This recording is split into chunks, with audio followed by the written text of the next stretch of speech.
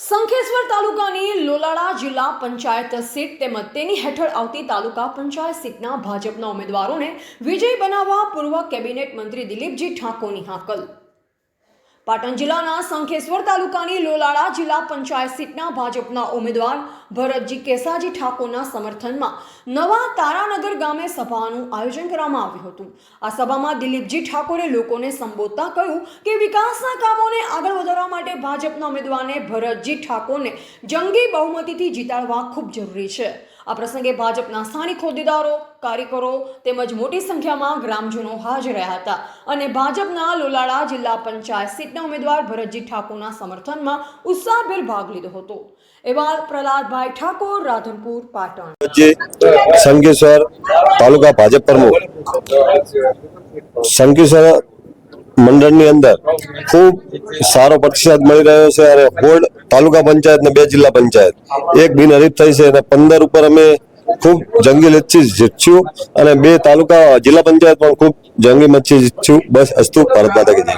और भरतभाई केशाभाई છે ભારતીય જનતા પાર્ટી દ્વારા મને લોલાડા જિલ્લા પંચાયત ઉપર ટિકિટ આપી અને મને ઉમેદવારની પસંદગી કરી છે। તો મારી સાથે જે સુબાપરા સીટના ઉમેદવાર પુરીબેન જયસંગભાઈ એમને પણ તે સુબાપરા સીટની અંદર નિમણૂક કરી છે। ત્યારે અમે બંને ઉમેદવારો આજે તારનગર ગામની અંદર આ ચૂંટણી પ્રચાર અર્થે આવ્યા હતા। ચૂંટણી સભાની અંદર અમારી સાથે ગુજરાત સરકારના પૂર્વ કેબિનેટ મંત્રી દિલીપભાઈ સાહેબે પણ આજે ગુજરાત સરકારની જે વિકાસ યાત્રાને સમર્થન કરી લોકોને આહવાન કર્યું અને લોકોનો ખૂબ ઉત્સાહ અને પ્રેમ જોવા મળ્યો। લોકોએ અમારી સાથે રહી અને સરકારને સરકારના જે થઈ રહેલા કામોને બહુ આનંદથી માની અને વિકાસ યાત્રામાં જોડાઈ અને જે નરેન્દ્રભાઈ મોદી સાહેબનું વિકસિત ભારતનું સપનું સાકાર કરવા માટે એના સહભાગીદાર થવા માટે લોકોમાં પણ આજે ઉત્સાહ અને આનંદ બહુ જોવા મળ્યો છે।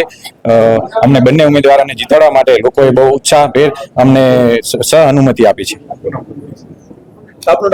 મારું નામ ઠાકોર ભરતભાઈ કેશાભાઈ, લોલાડા જિલ્લા પંચાયતના। આજે તારાનગર ગામની અંદર સ્થાનિક સ્વરાજની ચૂંટણી 26મી તારીખે આવવાની છે અને એના મતદાનથી તાલુકા પંચાયત અને જિલ્લા પંચાયતના ઉમેદવારો નક્કી થવાના છે।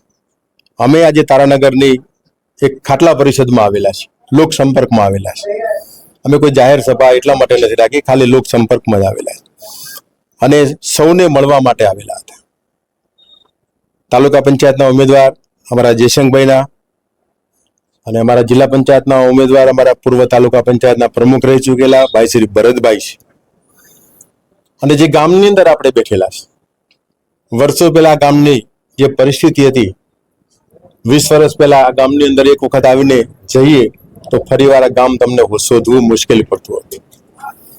આજે રાજ્ય સરકાર અને ભારત સરકારની બંને સરકારોની રહેમ દ્રષ્ટિથી સમિતિ કુંવર સુધીનો રસ્તો લગભગ આ તાલુકામાં કોઈ બીજો ગામનો રસ્તો નહીં એવો સરસ મજાનો રસ્તો ભારત સરકારની ગ્રાન્ટમાંથી બનાવ્યો છે અને કુંવરથી તારાનગર સુધી પણ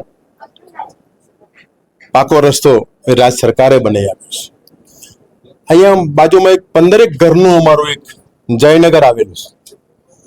એ જયનગરને પણ 6 કરોડના ખર્ચે ભારત સરકારે ખાલી 15 ઘર એમને પણ પાકા રસ્તાથી આ સરકારે છોડી આપ્યા। એટલે સરકાર લોક ઉપયોગી કામ કરી રહી છે।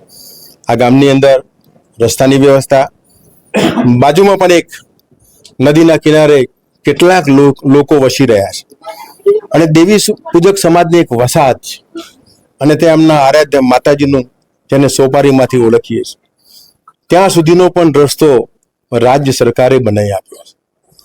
મુંબઈથી કેટલાક લોકો ભક્તો દર્શન કરવા વિચારવા પડ્યું કે આવા રણમાં આવો રસ્તો બની શકે, એ ગુજરાત સરકાર જ બનાવી શકે। આ પરિસ્થિતિ આપણે પેદા કરાવી છે। છેલ્લું ગામ હતું એટલા માટે ભણવાની બાળકોને દીકરા દીકરીઓને તકલીફ પડે અને દીકરીને ભણાવવા માટે નરેન્દ્રભાઈની નેમ છે એટલા માટે ધોરણ 9-10 સુધીનો અભ્યાસ આ તારાનગરમાં જ થઈ શકે। આ એક ઐતિહાસિક નિર્ણય લીધો છે।